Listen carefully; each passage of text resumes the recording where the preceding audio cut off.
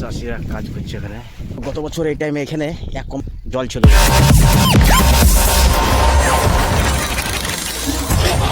তো বন্ধুরা, good morning. অনেকদিন মাঠে আসেনি। দেখো ঝিঙ্গার গাছ লাগিয়েছিলাম, কত বড় হয়ে গেছে ঝিঙ্গার গাছ।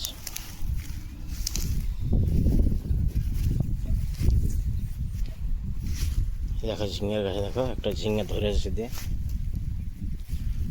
একটা ঝিঙ্গা ধরে ঝরে আছে।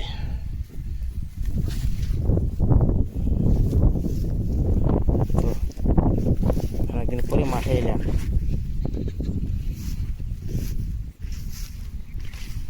কুমড়োর গাছগুলো বড় হয়েছে, বিশাল।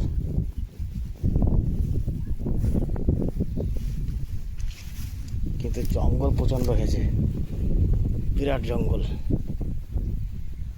জঙ্গলে সাপটা থাকতে পারে, তো কিছু একটা ঘাস মারা বিষ না দিলে হবে না।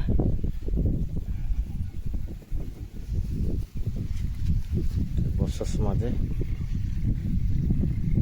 প্রচন্ড ঘাস হয়েছে, ঘাস মারা বিষ না দিলে হবে না, বিষ দিতে হবে।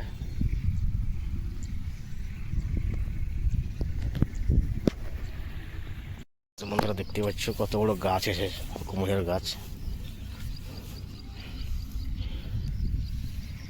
কিন্তু প্রচন্ড ভুঁয়ে ঘাস। এখন এই ঘাস মারতে গেলে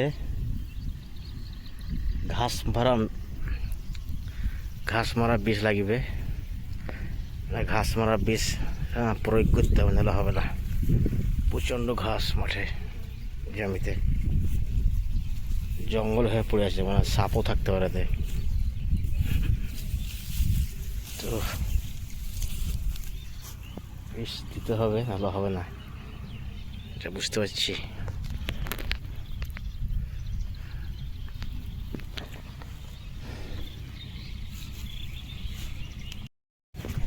তো বন্ধুরা দেখতে পাচ্ছি সব ধান লাগিয়েছে জমিতে, সব চারি সাইডে দেখো ধান, বর্ষার ধান। তো গত বছর এই টাইমে এখানে এক কোমর জল ছিল, কিন্তু এবছর মানে বৃষ্টি কম, সেই জন্যে জলও কম।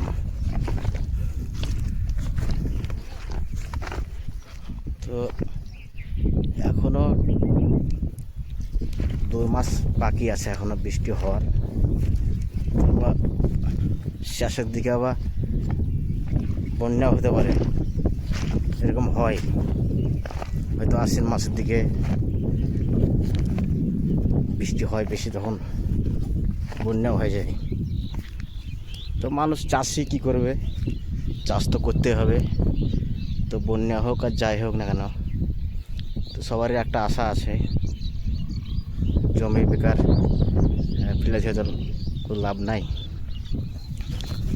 তো কেউ হচ্ছে পাখি কীভাবে বুঝতে হবে।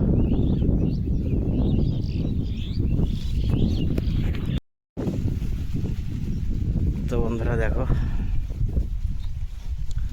তো আর বেশি ভিডিও বাড়াবো না। তো ভিডিওটা ভালো লাগলে অবশ্যই লাইক, কমেন্ট, শেয়ার করে পাশে থাকবে। সব দেখো চাষিরা কাজ করছে এখানে, দেখতে পাচ্ছ।